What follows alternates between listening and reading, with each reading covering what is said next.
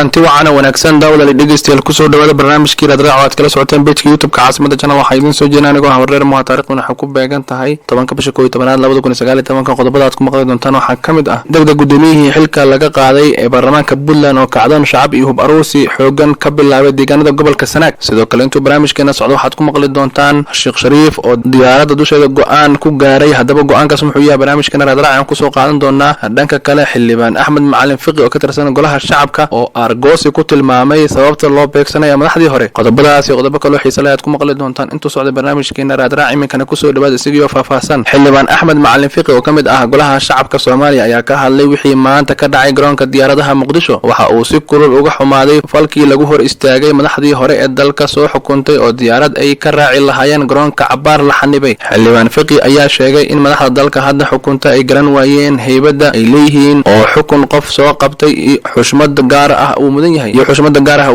waxa uu ku tilmaamay Aruursi ay wadaan madaxda dalka hogaamisa kuwaas uu sheegay inay tahay wax laga fiican yahay dhaqanada ay sameeyeen hagaag daawada dhageystayaal waliina waxaan ku gudjinaa qaybihii hore barnaamijkeena raadraac iminkana qodobka xiga hadii aynu u gudubno waxa uu noqonayaa madaxweynihii hore ee Soomaaliya mudane Sheekh Shariif Sheekh Axmed ayaa waxa uu go'aan ku dhax qaatay diyaaradda dusheeda xilli dhowr jeer hawada lagu celiyay maanta oo axad ahayd wariyaal la socday diyaaradda uu Sheekh Shariif Sheekh Axmed saarnaa ayaa waxa ay xaqiijiyeen inuu sheegay hadii diyaaradan baladweyne ka degi weyso ay go'aan qaadan doonaan diyaaradda ay mas'uuliyiintan la socdeen ayaa loo diiday inay ka degto garoonka diyaaradaha baladweyne ayna mar ku soo laabatay dhinaca Muqdisho oo ay u soo jiheysatay balse ugu dambeyn ay ka degtay baladweyne hogaamiyaha madasha xisbiyada qaran ee Sheekh Shariif Sheekh Axmed ayaa sheegay in tani ay carqalad siyaasad ka dambayso tahay ayna ogolaan doonin waxyaabaha qaar ee la sameeyo waxaa la filayaa inay warmurtiyeed ka soo saarto wixii maanta dhacay iyo hor istaagii ay Muqdisho iyo baladweyne kula kulmeen ee saacadaha lagu xanibay tahay daawada dhageystayaal waxaan soo gaarnay qaybihii dambeeyay barnaamijkeena raadraac iminkana qodobka xiga waxa uu noqonayaa Guddoomiyihii baarlamaanka Puntland Cabdixakiin Maxamed Axmed Dhoobadaareed oo khamiistii laga eriyay xilka ayaa dhaqdhaqaaq aan wanaagsaneyn ka bilaabay deegaanada uu ka soo jeeday gobolka Sanaag Guddoomiyaha oo ku sugan degmada Xiingalool ee gobolka Sanaag ayaa kulamo kala duwan la qaatay bulshada qaybaheeda kala duwan isagoo kala hadlay arrimaha soo cusboonaaday iyo sida ugu badan ee looga falcelin karo Dhoobadaareed Guddoomiyihii baarlamaanka Puntland oo warbaahinta kula hadlay Xiingalool ee si cad u sheegay inuu yahay guddoomiyaha xaqa ah ee baarlamaanka Puntland isla markaana wixii khamiistii ka dhacay garowana ay ahaayeen dhalanteed iyo been isku sheegid cad xubna ku dhow guddoomiyaha ayaa inoo sheegay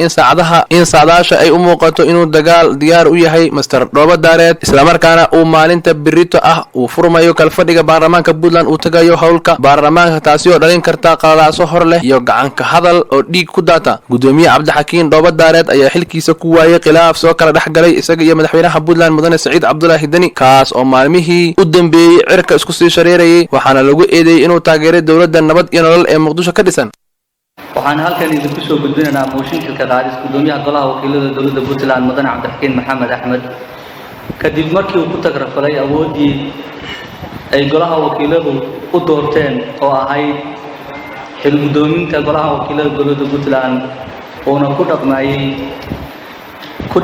ku dhaqmi waayay xeeroosaadka Golaha Wakiilada Dowladda Puntland iyo dastuurka Dowladda Puntland isla markaana uu golaha awoodiisa uga faa'iideystay sida uu jecel yahay qodobada uu ku tuntay waxaa ka mid ah qodobka 59aad ee dastuurka Dowladda Puntland ee sheegaya hay'adaha dawladda inay ka dhaxayso wada shaqayn sharciga waafaqsan wuxuu Golaha Wakiilada Dowladda Puntland xaruntiisa soo dhoobay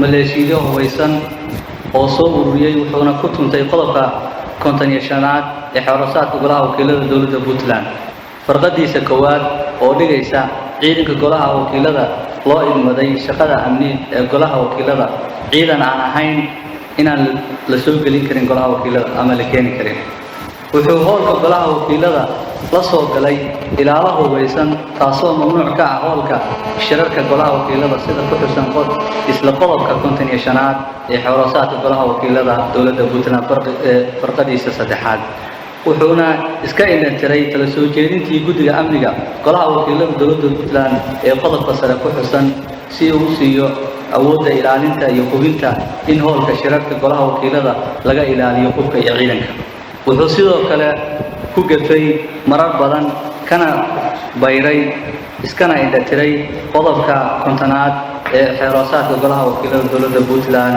ee dhigaya inuu xildhibaanku xaq u leeyahay dhexgal toosineed. wuxuu ka baxay dhexdhexaadnimadii xubnaha marka ay doodu socdaan isagoo xubnaha qaarkood siinaya waqti dheeri ah si ka baxsan qodobka 48 ee xeeroosaadka golaha wakiilada dowladda Puntland faqradiisa 2 xarafka ba oo dhigaya in xildhibaan walba uu 3 daqiiqo doodista ku soo koobo. wuxuuna si cad uga hor yimid in xildhibaanada aan la fakarka ahayn isagoo xitaa dooda ka dhexgelaya. sidoo kale wuxuu si bareer ah ugu tuntay qodobka 69aad farqadiisa 3aad iyo 5aad ee xisaab celinta miisaaniyadda dhaqaale ee golaha wakiilada dowladda Puntland. wuxuu sidoo kale adeecadda BBC-da ka sheegay dowladda Puntland inay dhisteen oo qaybsadeen 3 qabiil taasoo meel ku dhac ku ah sharciga iyo xaqa muwaadiniinta ee sinaanta xilalka dowladda. waxaan aqriyayaa insha Allah xildhibaanada ku saxiixan. xildhibaanka insha Allah magaciisa yeelinayaa sida uu nidaamku yahay. xildhibaanku markuu soo gudbiyo loo eego saxiixa ka yaala oo horey looga soo qaaday iyo inuu goobjoog yahay isla markaana oo xildhibaanku uusan xildhibaan kale markaas uusan wakiilan. waxaan aqriyayaa insha Allah liiska ku saxiixan. xildhibaanku inuu joogo waan hubinaynaa. gacanta ayuu taagayaa mudanayaal sida nidaamku uu yahay si aynu isla socono. aad iyo u mahadsantihiin. xildhibaan cabdicasiis siciid maxamuud mudane deji. xildhibaan jaamac yaasiin jaamac. xildhibaan raage saalax cismaan. xildhibaan daa'uud nuur muuse.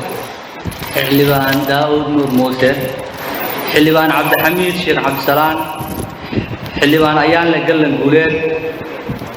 xildhibaan cabdixakiin yuusuf muuse.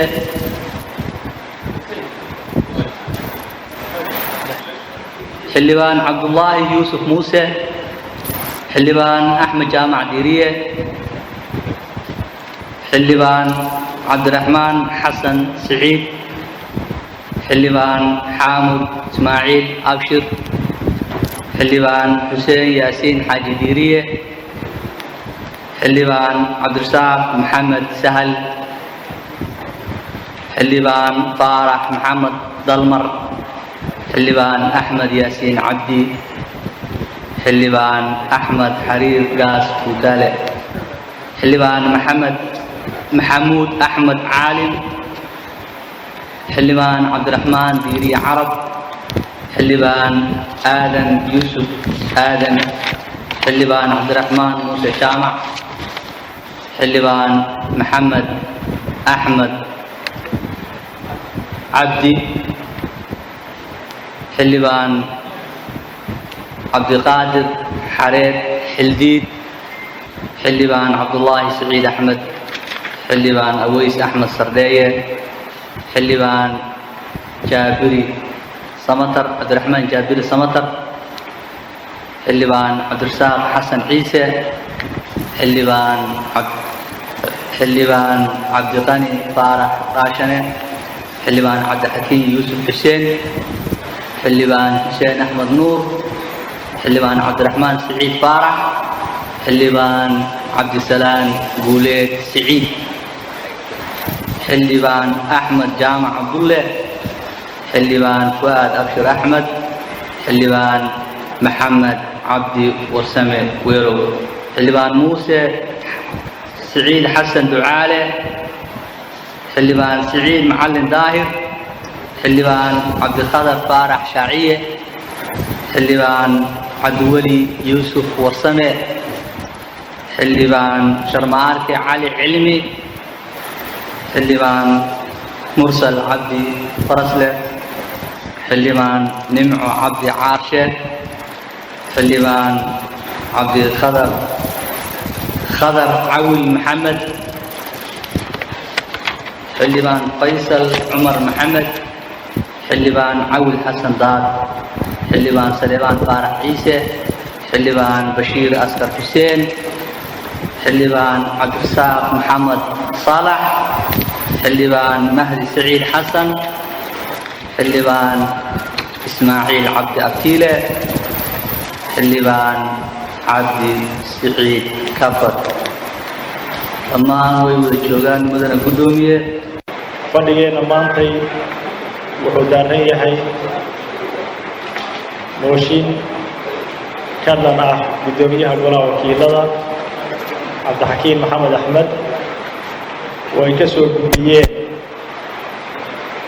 xildhibaanada golaha wakiilada waxaa insha allah la aqrin doonaa liiska xildhibaanada golaha wakiilada waxaana insha allah haddii rabbi idmo warqadda inoo aqrin doona xogayaha golaha wakiilada kusoo dhowo xogay maanta oo taariikhdu tahay 7 bisha 11 2019 waxaan qirayaa mooshinkii laga keenay guddoomiyihii golaha wakiilada mudane cabdixakiin maxamed axmed il uu meel maray 49kaas xildhibaan mooshinka soo gudbiyey ay u gacan taageen waxaan insha allah qaban doonaa guddigii waxaa ka aamusay 4 mudane waxaa fadhiyay 53 mudane insha allah waxaan qaban doonaa guddigii doorashada iyo cabraaci insha allah loo mari lahaa baan samayn doonaa aad iyo aad waa mahadsantahay waa tahay daawada dhegeystayaal intaan waxaan oga barnaamijkii raad aad kala socoteen page youtube-ka caasimada jana fadlan haddii aad page ku custeen subscribe noo saara si warbixinadan dambe ula socotaan mahadsanidin